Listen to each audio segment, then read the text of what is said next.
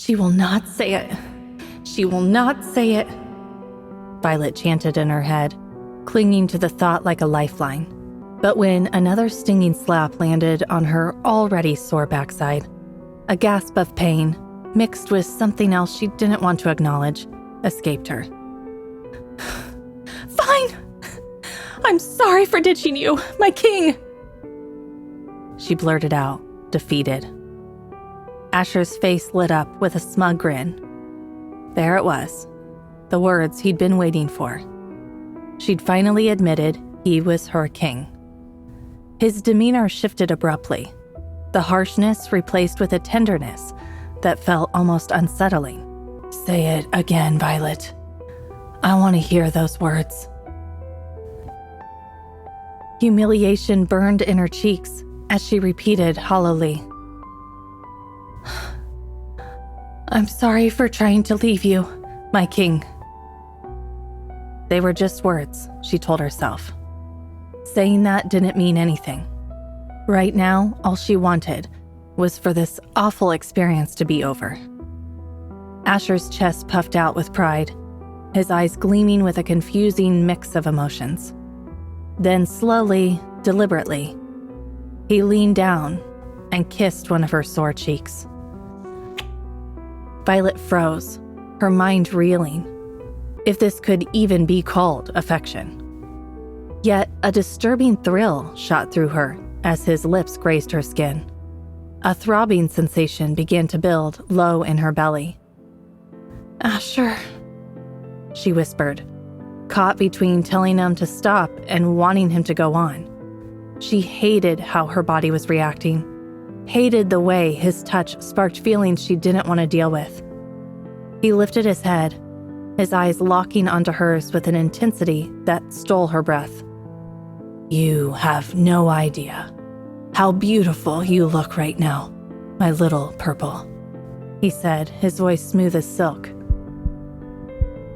She wanted to reject his words, to fling them back in his face, but they burrowed under her skin, making her heart race despite her best efforts to shut him out. You look so good, he continued, his voice seductive. A shiver ran down her spine, followed by a sharp sting as his teeth grazed her backside. What the heck, Asher? The first bite had stung, but the second set a strange wave of pleasure pain through her.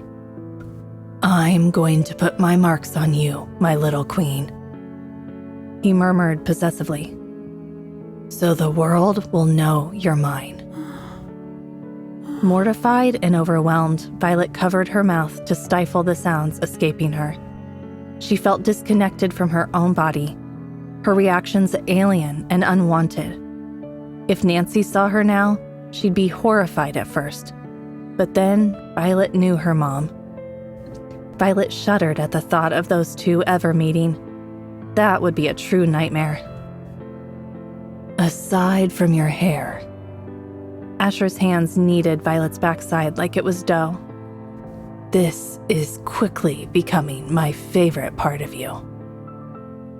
His eyes held a wild look that always left her breathless, a mix of fear and something else she couldn't quite place. Are you done? Violet choked out, her face burning. She just wanted to curl up and disappear. Her escape attempt had failed, and now she was stuck in this humiliating situation. Yes, my queen, Asher purred. Then, before she could relax, he added, well, not entirely. Violet's stomach dropped. You're still gonna punish me? No matter how strangely good it had felt. No, Asher said, a sly grin spreading across his face.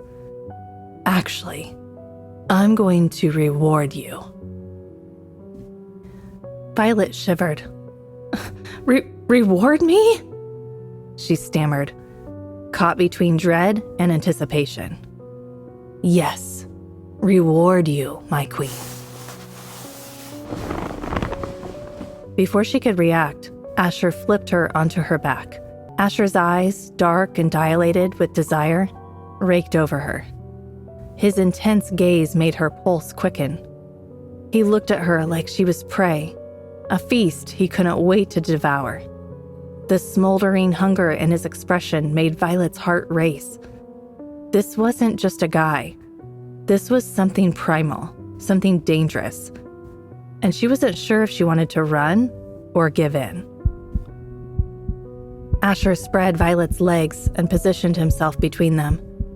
Her heart pounded, almost drowning out her thoughts.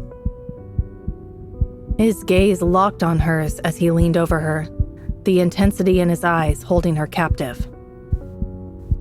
"You should stop me now, Violet," he whispered, his voice a dangerous murmur. "Because once I start, there's no turning back." Violet knew she should push him away. It's what she wanted to do. Yet she couldn't bring herself to do it. Despite everything, she wanted him. She hated herself for this weakness, for this burning desire she couldn't ignore. Her silence was all the answer Asher needed.